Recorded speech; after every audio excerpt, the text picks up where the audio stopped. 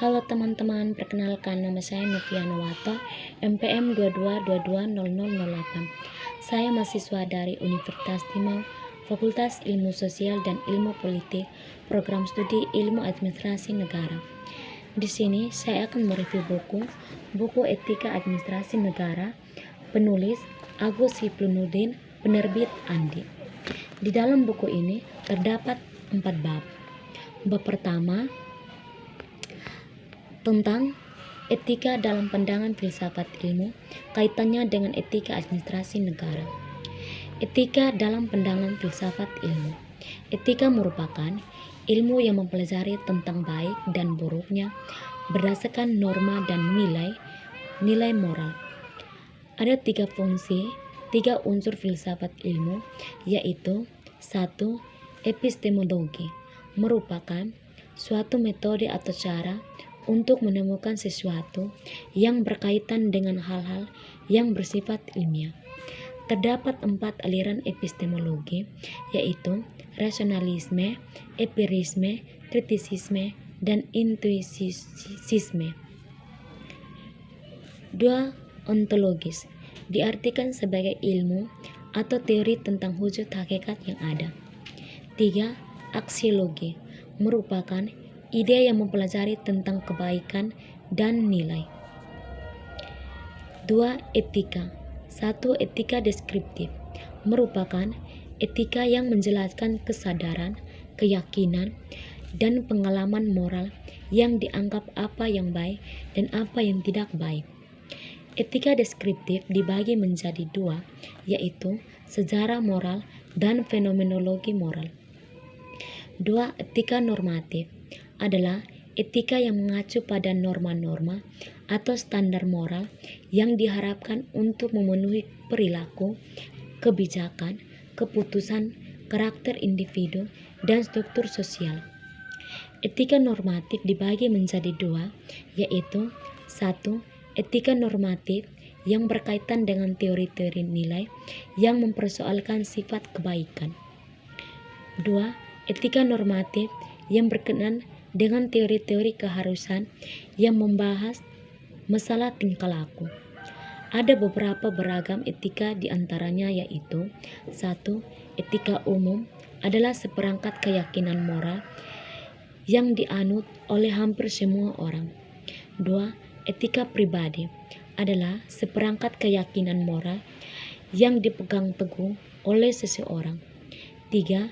Etika profesi adalah seperangkat standar yang digunakan oleh para profesional ketika mereka menjalankan tugasnya. 3. Administrasi negara. Administrasi negara adalah kegiatan atau proses penyelenggaraan dalam setiap usaha kerjasama sekelompok orang untuk mencapai tujuan tertentu. Administrasi negara juga adalah kegiatan negara untuk melaksanakan kebijakan pemerintah. Menurut Atmos Sudirjo, pengertian administrasi negara terkait dengan pelaksanaan kebijakan pemerintah adalah A. Sebagai aparatur negara, aparatur pemerintah, atau sebagai institusi politik. B. Administrasi negara sebagai fungsi atau sebagai aktivitas melayani pemerintah, yaitu sebagai kegiatan pemerintah operasional. 4. Etika administrasi negara. 1. Etika administrasi negara adalah aturan atau standar pengelolaan, arahan, moral bagi anggota organisasi atau pekerjaan manajemen. 2. Ada 6 prinsip etika administrasi negara, yaitu 1. Prinsip keindahan. 2. Prinsip persamaan. 3. Prinsip kebaikan. 4. Prinsip keadilan. 5. Prinsip kebebasan. 6. Prinsip kebenaran. Terdapat beberapa pendekatan dalam etika administrasi negara, yaitu 1. Aliran sosialisme. 2. Aliran hedonisme. 3. Aliran intuisisme. 4. Aliran vitalisme. 5. Aliran religiosisme. 6. Aliran evolusisme. 4. Pelanggaran etika administrasi negara penyalahgunaan wewenang yang sering dilakukan oleh seseorang pegawai dalam menjalankan tugas-tugasnya adalah sebagai berikut. 1. Ketidakjujuran. 2. Perilaku yang buruk. 3. Konflik kepentingan. 4. Melanggar peraturan perundang-undangan. 5. Perlakuan yang tidak adil terhadap bawahan. 6. Pelanggaran terhadap produser. 7. Tindakan menghormati kehendak pembuatan peraturan perundang-undangan. 8. Pemborosan. 9. Penutupan kesalahan. 10. Kegagalan. Menurut Widodo, terdapat 2 pelanggaran etika administrasi negara, yaitu 1. Faktor internal, merupakan faktor kepribadian yang merujuk niat, kemauan, dorongan yang tumbuh dari dalam diri seseorang yang melakukan tindakan pelanggaran. Faktor ini disebabkan oleh lemahnya mental, dangkalnya agama, dan keimanan. 2. Faktor eksternal adalah faktor yang berada di luar diri seseorang yang melakukan tindakan pelanggaran seperti lemahnya peraturan, lemahnya lembaga kontrol, serta lingkungan kerja dan lain sebagainya yang membuka peluang untuk melakukan tindakan korupsi. Bab 2 tentang Helenistik kaitannya dengan etika administrasi negara. 1. Etika sininisme.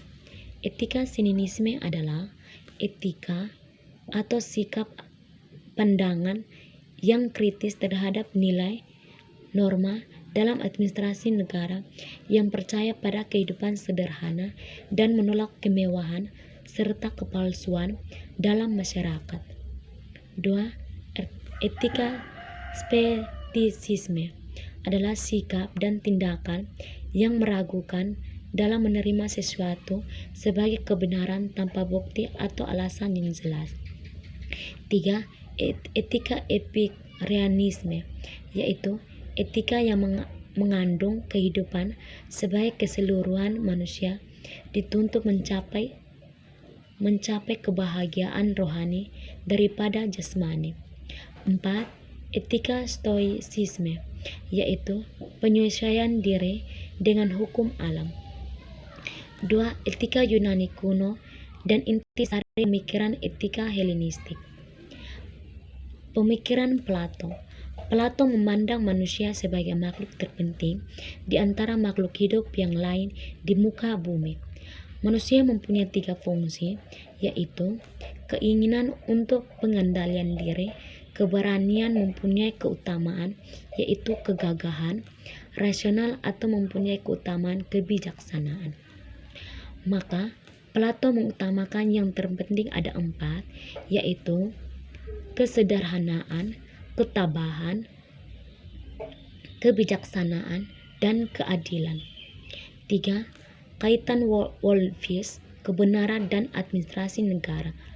Menurut Profesor Alpaldas Wolfius terbentuk dalam pemikiran individu secara perlahan-lahan bermula dari akumulasi konsep-konsep dan sikap mental yang dikembangkan oleh seseorang sepanjang hidupnya sehingga akhirnya membentuk mental. Dalam suatu masyarakat, Wolfius dibagi menjadi 2, yaitu natural Wolfius dan transparan Wolfius. Disebut demikian karena yang pertama terbentuk secara alamiah, sedangkan yang kedua terbentuk oleh suatu kesadaran berpikir. Wolfius maupun etika terintegrasi dalam suatu pandangan hidup, dan pandangan itulah yang menjadi suatu titik penilaian pada sesuatu yang benar atau sesuatu yang dianggap penting, bernilai, juga bermoral atau perilaku yang menjunjung tinggi nilai-nilai kebenaran moral dan etika. Di dalam hubungan, kebenaran dibagi menjadi 3 macam, yaitu 1. kebenaran yang berkaitan dengan etika. Kebenaran dalam tatanan ini menunjukkan hubungan antara hal yang dikatakan dengan hal yang dirasakan atau dipikirkan. 2. Kebenaran yang berkaitan dengan logika. Kebenaran dalam tatanan ini menunjukkan hubungan antara keputusan dan realitas objektif. 3. Kebenaran yang berkaitan dengan yang ada, yaitu dalam tingkat ontologis. Menurut Podjawijana, kebenaran dapat dikemukakan dalam beberapa cara, yaitu akal sehat merupakan konsep yang memuaskan untuk digunakan secara praktis. 2. Intuitif merupakan kebenaran diperoleh secara cepat melalui proses yang tidak disadari atau tanpa berpikir terlebih dahulu. 3. Trial and error merupakan kebenaran dilakukan secara coba-coba tanpa kesadaran akan pemecahan masalah tertentu. 4. Otoritas merupakan kebenaran diterima melalui otoritas atau kewibawaan seorang ilmuwan atau pejabat tertentu. 5. Prasangka merupakan kebenaran melalui akal sehat yang dipengaruhi kepentingan orang yang melakukan sehingga akal sehat berubah menjadi prasangka. 6. Wahyu merupakan kebenaran yang didasarkan kepada wahyu, bukanlah disebabkan oleh penalaran manusia secara aktif, tetapi diturunkan Allah kepada Rasul Allah dan Nabi. Bab 3 tentang kebijakan, birokrasi dan pelayanan publik dalam konsepsi etika administrasi negara dan kaitannya dengan moral. 1. Moral. Moral adalah suatu keyakinan tentang benar dan salah, baik dan buruk, sesuai dengan kesepakatan sosial yang mendasari tindakan atau pikiran manusia. Ada 3 dasar moral, yaitu sikap batin dan perbuatan lahir. Sikap batin yaitu apa yang ada dalam hati dan pikiran seseorang, sedangkan perbuatan lahir yaitu tindakan yang nyata atau wujud fisik dari sikap batin seseorang. 2. Ukuran moral. Ukuran moral yaitu ukuran yang ada di hati setiap pribadi dan ukuran yang dipakai oleh orang pada waktu mereka menilai orang lain. 3. Pertumbuhan hati nurani merupakan kepribadian seseorang untuk memahami dan membedakan antara perbuatan yang baik dan perbuatan yang buruk. 2. Kebijakan publik, yaitu tindakan untuk melakukan atau tidak melakukan sesuatu karena mempunyai pengaruh atau dampak yang sama dengan pilihan pemerintah. 3. Etika kebijakan publik, yaitu tata kelola pemerintahan yang baik dalam proses pengambilan keputusan, nilai-nilai moral. 4. Birokrasi, yaitu sistem administrasi yang berfungsi untuk mengelola dan mengatur pelaksanaan kebijakan dan membuat keputusan untuk mencapai tujuan bersama. 5. Etika birokrasi, yaitu sikap, perilaku, dan tindakan pejabat birokrasi dalam melaksanakan tugas kepentingan publik di atas kepentingan pribadi. 6. Pelayanan publik, yaitu serangkaian kegiatan yang merupakan proses pelayanan memenuhi kepentingan publik atau orang banyak sesuai dengan haknya. 7. Etika pelayanan publik, yaitu suatu cara dalam melayani publik dengan menggunakan kebiasaan-kebiasaan dan mendukung nilai-nilai hidup dalam hukum atau norma yang mengatur tingkah laku manusia yang dianggap baik. Bab 4 tentang korupsi, kolusi, dan nepotisme merupakan penyakit kronis yang menggerogoti etika administrasi negara. 1. Korupsi. Korupsi adalah penyalahgunaan wewenang dan kekuasaan untuk kepentingan pribadi atau kelompok tertentu yang bertentangan dengan kepentingan publik dan menciptakan ketidakadilan sosial. 2. Kolusi. Kolusi adalah bentuk kerjasama yang tidak terpuji atau persekongkolan atau sebuah hambatan usaha pemerataan antara pejabat dengan pengusaha.